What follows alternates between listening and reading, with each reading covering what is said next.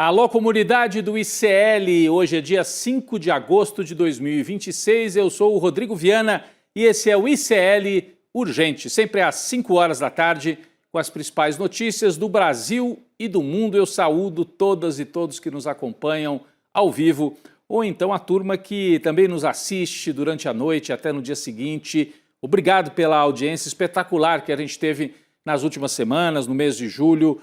Muito obrigado. A gente segue aqui trazendo esse resumo de notícias e também a análise a quente e a atualização dos fatos com a Laura Cocho, já a postos na nossa redação. Boa tarde, Laura. Boa tarde, Rodrigo. Boa tarde para toda a nossa audiência que está nos assistindo pelos nossos canais no YouTube, nossos canais parceiros. Também queria agradecer esse número enorme, de pessoas que assistiram o ICL Urgente de forma offline nesse último mês aí de julho. E quero convidar você que está nos assistindo online para participar da nossa enquete aqui no YouTube. A gente sempre coloca uma enquete sobre um tema que a gente vai falar no ICL Urgente. E a enquete de hoje é a seguinte: na escalada do conflito com os Estados Unidos, o Brasil deve, opção 1, adotar uma reciprocidade, opção 2, seguir no caminho diplomático e opção 3, peitar o Trump. Rodrigo, vamos lá. Vamos lá, votem na nossa enquete que está aí no nosso chat, participem. Também digam de onde que vocês estão acompanhando, de que cidade, de que estado, às vezes até de um outro país. É um prazer aqui depois a gente acompanhar o tamanho dessa comunidade que vai crescendo cada vez mais. Unidunité, eu escolho você, né? Será que foi assim que o Flávio Bolsonaro acabou escolhendo o nome do candidato a vice na chapa, que foi anunciado hoje? Foi um nome meio inesperado, né, gente? Deu a impressão que foi assim, mas tem uma lógica política por trás da escolha de Alfredo Gaspar, um deputado pouco conhecido fora de Alagoas. É o famoso quem? O vice de Flávio Bolsonaro. É diferente, né, do Geraldo Alckmin, que foi governador de São Paulo 4 vezes, é o vice de Lula. É diferente até do vice de Jair Bolsonaro, Hamilton Mourão, que era um general já conhecido. Esse aqui é um deputado realmente do segundo escalão de Alagoas. O anúncio foi feito num evento do PL hoje, que inclusive tinha como único objetivo trazer para o Brasil quem é o nome da chapa, quem é o vice-presidente. Nós vamos conferir o momento do chá revelação do vice na chapa de Flávio. Vamos lá, por favor. A pessoa que tem que ser o meu vice é aquele vice que não volta para a cena do crime e dá a mão para o criminoso. Então eu tenho muita honra de aqui Alfredo Gaspar, do Partido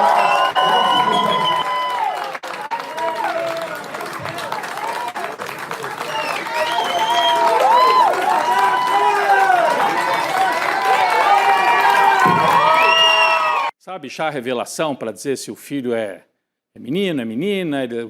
Tem casais que fazem isso, né? Estouram o balão de gás, aí sai fumacinha rosa, fumacinha azul. Nesse caso saiu fumacinha azul e uma cara desconhecida, né? Você observou bem nas imagens ali que na mesa havia algumas presenças de rostos mais conhecidos, como a senadora do PP, Tereza Cristina, a ex-presidenta da Caixa, Daniela Marques, duas que chegaram a ser cotadas para vice na chapa do Flávio. Mas afinal ficou o Alfredo Gaspar. Quem é Alfredo Gaspar, Laura, por favor? E daqui a pouco nós vamos explicar isso, né? Entre as mulheres e um deputado do Centrão, ele preferiu um deputado do Centrão. Laura.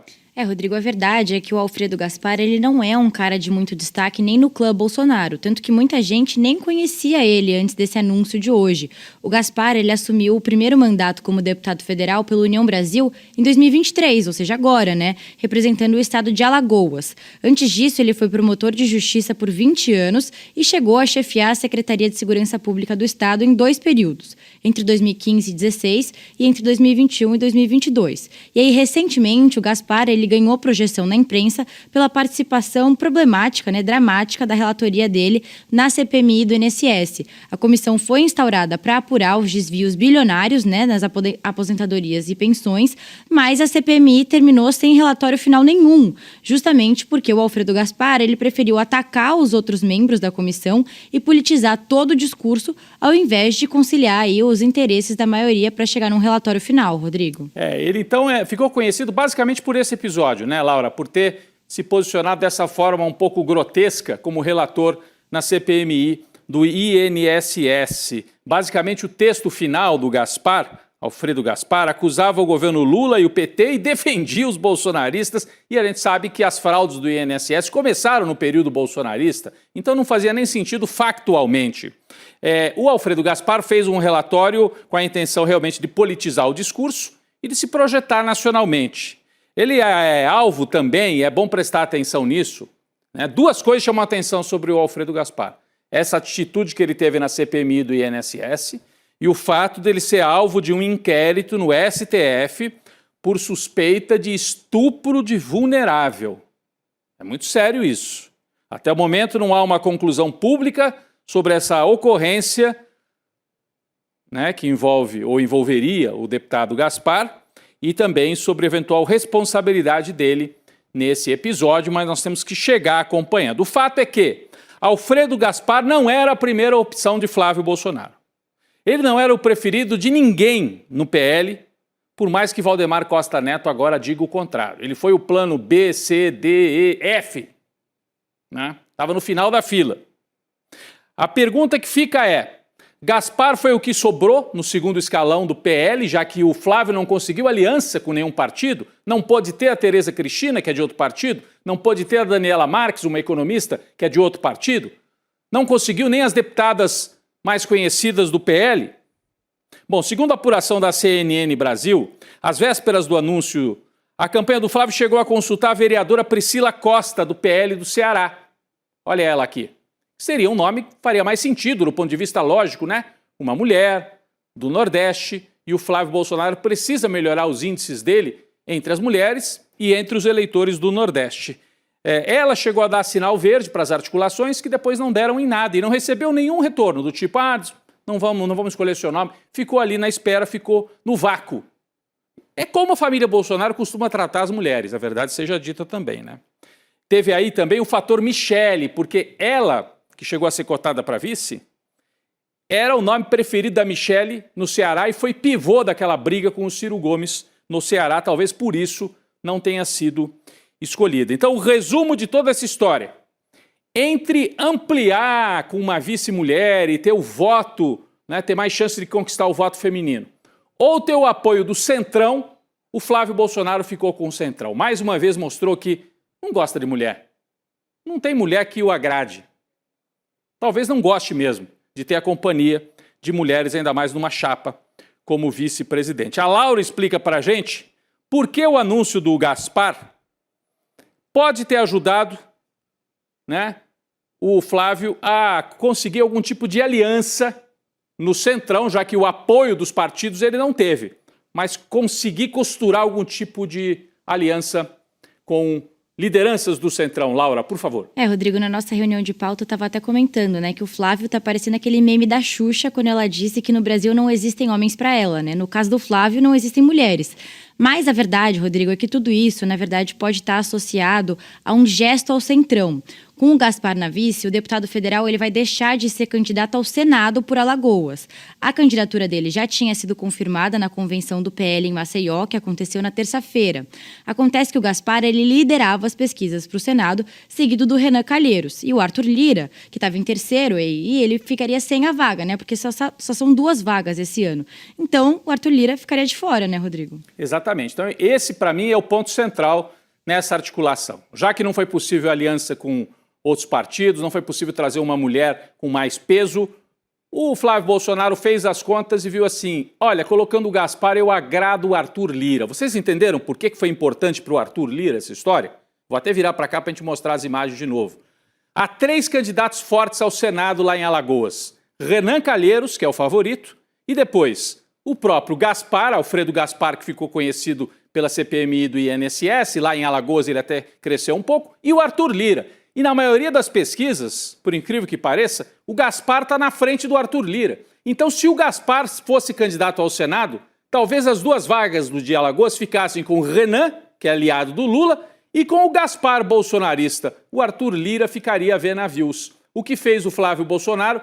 Puxou o Gaspar, tirou da chapa do Senado lá em Alagoas, deixou o caminho livre para o Arthur Lira. Com isso, amarrou a aliança com o Arthur Lira em Alagoas, um nome que ele estava precisando, algum apoio no Centrão ele estava precisando amarrar. E aí amarra com o Arthur Lira, oferecendo assim, olha, Arthur Lira, agora o caminho está livre para você ser senador. Então, é um gesto em direção ao Centrão e não às mulheres. E aí, gente, chama muito atenção esses movimentos seguidos que o bolsonarismo está fazendo. Ataque às urnas, ataque ao voto feminino, e a gente fala assim, poxa, mas eles não estão precisando ampliar o voto para os setores mais moderados? Parece que não.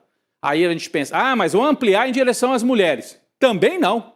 Entre agradar as mulheres com uma vice-mulher ou agradar o Arthur Lira, o chefão lá de Alagoas, preferiram agradar o Arthur Lira.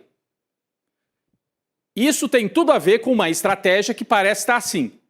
Dá para disputar sem vestir o figurino de moderação. Esquece o Flávio moderado. Vamos para o figurino de Jair Bolsonaro, atacar as urnas, atacar as mulheres, falar as maiores barbaridades, fazer alianças que forem necessárias e dane-se. Ele ligou o dane-se para as mulheres. E parece que essa estratégia está sendo desenhada assim, porque as pesquisas estão mostrando que há um caminho possível para o Flávio, mesmo sem moderar o discurso. O eleitorado está tão cristalizado no Brasil que ele não precisa fazer nenhum aceno para setores com os quais ele não tem tanta ligação. Para quê? Aceno para as mulheres, se ele já tem 40% dos votos cristalizados do bolsonarismo. E aí eu chego na pesquisa que foi divulgada hoje. Nós vamos então mudar de assunto, mas tem tudo a ver com o que eu vinha falando. Olha, a pesquisa Quest, divulgada hoje, mostra Lula na frente, na liderança em todos os cenários de primeiro, segundo turno, mas a diferença para o Flávio caiu um pouquinho.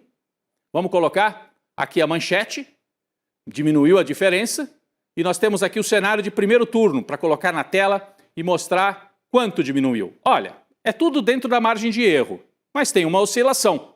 O Lula tinha 40 e veio para 39, um pontinho só. O Flávio tinha 28 e foi para 30. Mas nisso, a diferença no primeiro turno, que era de 12 pontos, caiu para 9. Então reduziu um pouco. Os outros estão lá embaixo com 13, a soma de todos os outros.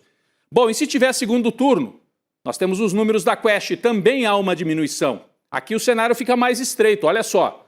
Lula, 44%, Flávio, 39%.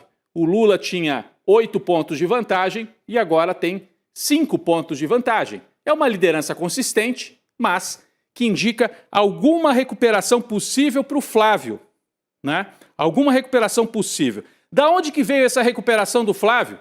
Segundo a pesquisa Quest, veio principalmente daquele setor que a Quest chama de direita não bolsonarista. Então são os antipetistas de direita que não são necessariamente bolsonaristas. Tá aqui, ó, direita não bolsonarista. Nesse grupo o Flávio vinha caindo, o apoio vinha despencando por causa do caso Dark Horse, por causa das brigas dele com a Michelle. E aí, nessa última pesquisa, ele se recupera, ele tem uma recuperação de 6, 7 pontos nesse setor. O que pode explicar esta recuperação do Flávio, que é de 7 pontos nesse setor e que acaba sendo de 2 pontos no geral? Bom, 2 fatores principais. A vitimização da família Bolsonaro. Podemos sair aqui dos números da pesquisa? A vitimização com a decisão do Alexandre de Moraes de proibir o filho de visitar o pai. Esse cenário acabou favorecendo o Flávio. Então aquela direita não bolsonarista que estava já meio brava com o Flávio, falou, peraí, aí também não. Estão perseguindo, vamos votar no Flávio. E segundo ponto, a Michelle ensaiou uma reaproximação. E aí houve aquele vídeo, pedido de desculpas. Esses 2 fatores colocaram o Flávio de volta nessa disputa sem ceder 1 centímetro na formação de chapa, com os aliados nos Estados Unidos ameaçando o Brasil, com o Paulo Figueiredo dizendo que mulher nem deveria votar.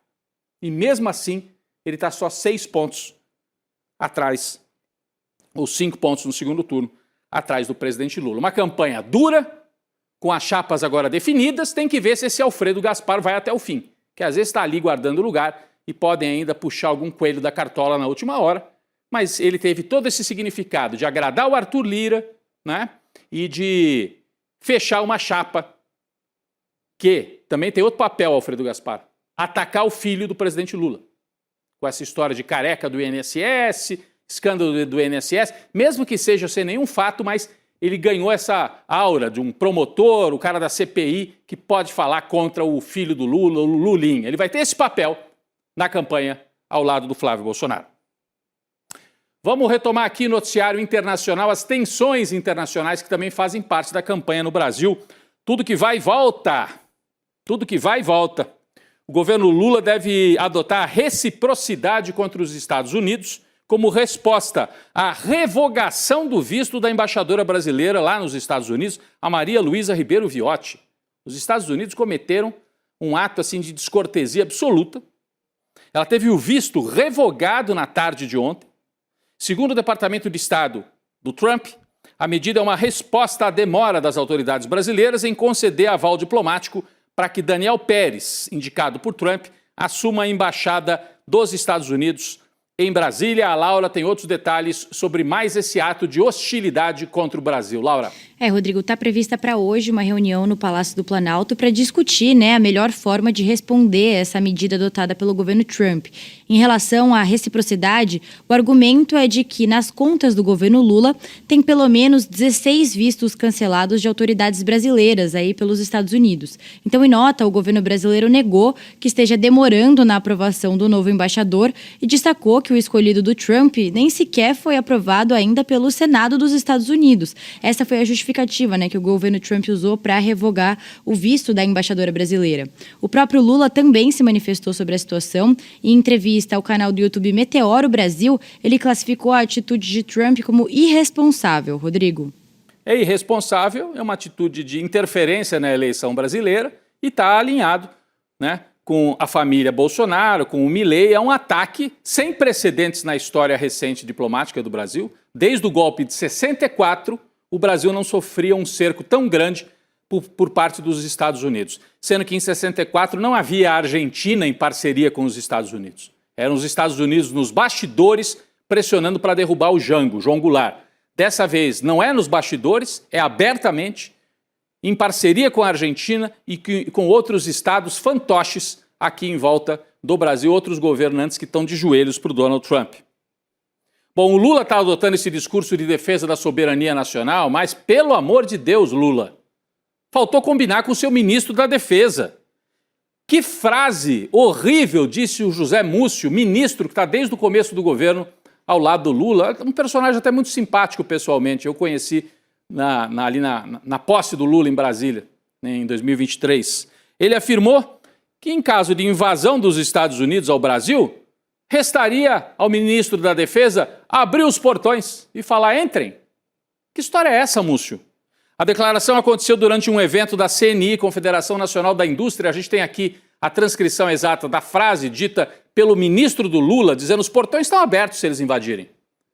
Ele falou assim, dia desses um jornalista me perguntou: se os Estados Unidos querem invadir o Brasil, o que o senhor vai fazer como ministro da Defesa? Ele disse: abrir o portão. Porque a gente não tem equipamento para enfrentá-los, não tem dinheiro para consertar o portão, eu prefiro abrir o portão. Uma frase idiota num contexto gravíssimo. Gravíssimo. Quis fazer brincadeira, fazer uma metáfora descabida. O ministro, na verdade, estava defendendo a necessidade de ampliar os gastos com defesa. Estava fazendo lobby para uma parte maior do orçamento e para a defesa nacional. O que está se tornando uma necessidade, o próprio presidente Lula tem dito. Mas afirmar que vai abrir os portões é algo grave. Eu acho que ele não merece ficar como ministro da Defesa com uma postura de vira-latice adotada nesse discurso. Bom, dizem que quem não gostou da frase foi o presidente Lula, Laura, mas ele não tira o Múcio, Já disse outros absurdos outras vezes e não sai ali do cargo, Laura. O Múcio, como você falou, Rodrigo, ele podia até estar tentando defender mais investimentos nas Forças Armadas, mas o timing, como se diz, foi péssimo, Porque fazer lobby numa hora dessas não é mais o mais adequado, Rodrigo? Mas fato é, como você falou, que o presidente Lula ficou incomodado com a fala do Múcio sobre essa eventual invasão dos Estados Unidos. Essa brincadeira, entre aspas, foi avaliada como inadequada no Palácio do Planalto, principalmente nesse contexto da escalada da crise diplomática com o governo Trump. Então a avaliação é de que a fala pode até enfraquecer a postura do Lula como um grande defensor da soberania nacional. O Lula ele deve falar pessoalmente com o Múcio para evitar que falas como essa se repitam, mas o presidente já sinalizou que se trata de um episódio isolado e facilmente superável. Agora um outro comentário, Rodrigo. O Múcio, inclusive, ele já até tinha pedido para sair do governo algumas vezes, mas o Lula bateu o pé e manteve ele lá no governo, né? O Lula e o Múcio são bem amigos. E tem também, Laura, é difícil encontrar alguém que cumpra esse papel de torear ali os militares, em geral anti-lulistas, antipetistas, ainda mais depois do 8 de janeiro. Então o Lula trouxe o Múcio, que é um homem que vem do conservadorismo, que tem uma certa lealdade ao Lula, mas que na prática parece ser um ministro não da defesa do Brasil, mas da defesa dos militares. Defende o interesse dos militares. Bom, coincidência ou não, Eduardo Bolsonaro esteve em Washington dias antes do Trump revogar o visto da embaixadora brasileira. Porque o Eduardo não mora em Washington, né? Ele mora ali no Texas. Já repararam que a história se repete? Porque dias antes do tarifaço foi o Flávio que esteve com o Trump. Pode ser só coincidência, Laura, mas dessa vez foi o Dudu visitando ali Washington, a Casa Branca, né? Rodrigo, e tem mais. Segundo a coluna da Bela Megali do Globo, o comentarista de extrema-direita Paulo Figueiredo, que está sempre com o Eduardo Bolsonaro, ele surpreendentemente não estava presente nessas reuniões em Washington. Mas é importante dizer aqui que ele já tinha sido comunicado sobre o cancelamento do visto da embaixadora Viotti. E aí, numa postagem nas redes sociais, o Figueiredo afirmou que ele faz parte de um grupo restrito de jornalistas, né, provavelmente entre aspas, que recebeu a informação privilegiada sobre esse cancelamento do visto da Viotti, e essa informação foi teria sido repassada, na verdade, né, segundo o Figueiredo, por um oficial sênior do Departamento de Estado norte-americano. Eles cumprem na prática o papel de agentes dos Estados Unidos tentando influenciar o Brasil. É o que eu disse, em 64 tudo isso era feito às escondidas e terminou em golpe contra o Jango. Agora tudo é feito às claras, nas redes sociais, com Paulo Figueiredo, neto do ditador Figueiredo, cumprindo o papel de agente dos interesses dos Estados Unidos. De uma forma nunca antes vista, foi assim que o chanceler Mauro Vieira classificou as ofensas do presidente argentino Javier Milei a Lula. Numa entrevista ao jornal Perfil, Mauro Vieira, chefe do Itamaraty, disse o seguinte, nós temos para colocar aqui na tela a fala completa, foram 4 manifestações consecutivas no espaço de uma semana em que o presidente da Argentina, de forma grosseira, direta e agressiva, criticou de forma inaudita, de uma forma que nunca tinha se visto, o Brasil e as instituições na pessoa do presidente da República, presidente Lula. Isso tudo, né, está acontecendo e essa declaração do Mauro Vieira, inclusive, vem logo depois do Brasil ter anunciado que está rebaixando o nível de relações diplomáticas com a Argentina. Na prática, o Brasil vai deixar de ter embaixador em Buenos Aires enquanto o Milei não cessar com esses ataques infames. O embaixador Júlio Bittelli, que estava pronto para voltar a Buenos Aires, não vai voltar porque o Milei está nessa prática de fazer ataques combinados com o Trump e com a família Bolsonaro, interferindo nos assuntos brasileiros. Eu não me lembro de um outro período em que o Brasil teve próximo assim de não ter relações diplomáticas normais com a Argentina, né? Vai ter só um encarregado de negócios e não um embaixador em Buenos Aires até que o Milei aprenda a se comportar um pouco melhor. Bom, temporada de eleições é temporada de reconciliação? De refazer as amizades, será? Bom, tirando o Flávio, que não conseguiu muitas amizades ali do lado do Centrão, a gente tem do outro lado o presidente Lula mexendo os pauzinhos nos bastidores. O petista se encontrou com o presidente do Senado, Davi Alcolumbre, depois de meses e meses de rompimento. Os dois estavam brigados desde abril, quando Alcolumbre comandou a rejeição ao nome de Jorge Messias, indicado por Lula para o Supremo Tribunal Federal. A Laura tem outras informações. Eles se reencontraram, né, Laura? Sim, Rodrigo. O encontro entre o Lula e o Alcolumbre aconteceu na noite de ontem, terça-feira, na casa do ministro do STF, Alexandre de Moraes. E também estava presente nesse encontro o ministro Cristiano Zanin.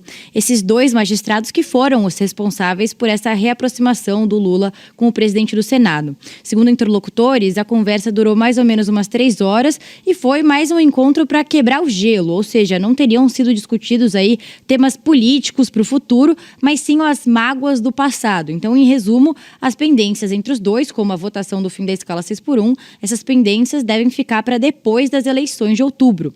Na manhã de hoje, o Alcolumbre foi questionado ao chegar no Senado sobre os temas tratados na reunião, mas o presidente do Congresso respondeu que é tudo segredo, Rodrigo. Tudo segredo. É curioso que tenha sido na casa do Alexandre de Moraes esse encontro. Você lembra que outro dia o Alexandre de Moraes estava lá no Palácio, Laura, e terminada a reunião com o Lula, ele fala assim, o Lula fala para o Alexandre de Moraes, vem tomar um cafezinho comigo? E eles vão para um canto e vão tomar esse cafezinho. Provavelmente desse cafezinho nasceu o jantar de ontem, em que o Alcolumbre foi encontrar com o Lula e fizeram aí as pazes, ou pelo menos iniciaram uma reconciliação que é importante para o Lula no momento de turbulência e de ataques ao Brasil. Bom, enquanto o Lula tenta refazer as relações com o presidente do Senado, ele tem um outro problema para resolver. O ex-chefe de gabinete, Marco Aurélio Santana, conhecido como Marcola, um dos personagens mais conhecidos nos bastidores da política de Brasília e nos bastidores do PT, ele teria pedido para deixar a campanha de Lula à reeleição. O Marcola estampou as manchetes na noite de ontem, depois de ser revelado que ele recebeu quase R$250 mil de Roberta Luxinger, suspeita de tráfico de influência em benefício do careca do INSS. O Marcola já havia se afastado da chefia de gabinete do Lula no Palácio, tinha ido para a campanha e agora se afasta também da campanha. Em nota, Marcola, como é conhecido, afirmou que o empréstimo de Roberta Luxinger aconteceu, mas foi de natureza estritamente privada. Laura, é uma complicação para o Lula aí, faltando 2 meses para a eleição, né? Rodrigo, o Marco Aurélio Marcola, ele ficou na chefia de gabinete pessoal do presidente Lula durante todo o atual governo. Ele deixou o posto agora, no dia 21 de julho, para justamente assumir a coordenação da agenda da campanha do Lula à reeleição. E segundo interlocutores, essa iniciativa toda de deixar a equipe partiu do próprio Marcola com o objetivo aí de preservar a imagem do presidente, que inclusive não ficou nada feliz com o episódio de novo, né? O Lula foi o responsável, inclusive, por ter recomendado ao Marcola que ele divulgasse essa nota oficial que a gente colocou aí na tela. O petista também indicou que vai manter distância segura aí das suspeitas de irregularidades que estão circulando a campanha dele, né, envolvendo aliados durante o período eleitoral, incluindo o próprio filho dele, o Fábio Luiz, que é chamado pela imprensa de Lulinha, Rodrigo. É importante, Laura, o Marcola, apesar desse nome assim, a pessoa, mas que nome? Ele não é qualquer um, ele é o sujeito, qualquer pessoa que queira falar com o Lula tem que passar pelo Marcola. Tem que marcar uma audiência, é com o Marcola. Era, né? Ele controlava a agenda do presidente dentro do Palácio e deveria controlar também durante a campanha. Portanto, o Lula perde um braço direito do dia a dia. Inclusive, o Marcola era aquele cara que tinha um celular ali, porque o Lula não tem celular. Se alguém tem que falar no telefone com o Lula, liga para o telefone do Marcola. Agora eu não sei como é que vai ser. Quem é que vai cumprir esse papel? Mas o mais importante, como que isso vai ser explorado durante a campanha eleitoral nessa reta final, aliás, ligando o caso do Marcola, talvez, com o caso do Fábio Luiz, chamado de Lulinha, né, pela imprensa brasileira. Eu vou partir aqui para o nosso último item, aqui na nossa pauta do ICL Urgente. Vou até virar para cá para a gente falar melhor aqui. Olha, juros. O Copom, Comitê de Política Monetária, se reúne ainda hoje para definir a taxa de juros, a Selic. Depois que os indicadores mostraram recuo da inflação, a expectativa no mercado é de uma nova redução dos juros, né, que podem cair de 14,25% para 14% na reunião de hoje. A Selic está em queda desde janeiro, quando a taxa estava em 15%. Hoje, portanto, nas próximas horas, daqui a pouco, deve cair aí para 14%. Eu quero agradecer, Laura, enquanto a gente acompanha e espera a Selic ser divulgada, acho que isso pode acontecer ainda durante o N2, agradecer mais uma vez a sua participação. Valeu, Rodrigo. Eu também vou trazer o resultado da nossa enquete. A gente perguntou no começo do programa, ali na enquete do YouTube, se na escalada do conflito com os Estados Unidos, o que o Brasil deve fazer, né? E a resposta com mais votos foi: deve seguir no caminho diplomático, com 50% dos votos. Rodrigo, eu fico por aqui até. Até porque como a eleição está muito disputada, se o Lula partir para um confronto muito aberto, isso também pode criar aí um votinho aqui, mais um votinho ali, que você acaba perdendo na reta final. Mas obrigado, Laura. Valeu. Eu deixo aqui um último lembrete para você. A mobilização política virou mercadoria na mão da extrema-direita. E dia 13 de agosto, às 8 horas, o professor João César de Castro Rocha vai dar uma aula aberta exatamente sobre esse assunto. Siga o dinheiro. Qual o caminho do dinheiro que sustenta as campanhas de extrema-direita no Brasil? Você se inscreve usando esse link que está aí na tela, iclurgente.com.br, põe o seu e-mail e a nossa turma te avisa. Dia 13, 8 horas da noite, com o Castro Rocha, um craque na análise, um craque para ajudar a gente a entender os cenários e um estudioso da extrema-direita, estudioso crítico, claro, do papel da extrema-direita no Brasil. Vem aí o N2 com a Gabi Varela, o Chico Sá. Eu também estarei por lá daqui a 2 minutos. Sigam com a gente. Até amanhã no ICL Urgente. Você percebeu que culparam o número 13 pela derrota brasileira na Copa? E isso não é coincidência nenhuma, porque de um jeito ou de outro, eles encontrariam um inimigo para colocar, porque a estratégia da extrema-direita depende de sempre, a todo instante, todos os dias, ter um inimigo, não só para atacar, mas para marketear. Porque a extrema-direita, no final das contas, é um grande, talvez hoje no mundo, o maior dos negócios. E essa visão nunca foi verdadeiramente compreendida pelas pessoas. O professor João César Castro Rocha, maior especialista no Brasil em extrema-direita, professor do ICL, resolveu fazer uma investigação a fundo. E o resultado? Uma aula, no dia 13 de agosto, às 8 horas da noite, uma quinta-feira, sobre quem financia a extrema-direita no Brasil. O resultado é chocante, inacreditável. E chamem todos seus amigos para assistir também. Todos os dias, as principais notícias do Brasil e do mundo direto no seu WhatsApp, com informação de qualidade e sem fake news. Escaneie agora o QR Code e entre para o canal do ICL Notícias. Informação que importa onde você estiver.